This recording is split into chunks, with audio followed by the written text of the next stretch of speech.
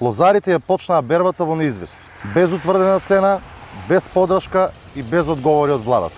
ДПМНЕ ги остави лозарите на цедило и покажа целосна негрижа за една од најважните извозни гранки во земјоделството и за целиот наш крај. И покрај тоа што новиот закон за вино, донесен во март 2024 година, јасно налага дека Министерството треба до 15 јули да ја објави произведната цена за Смедеревката и за Вранецот, тоа до сега не е направено.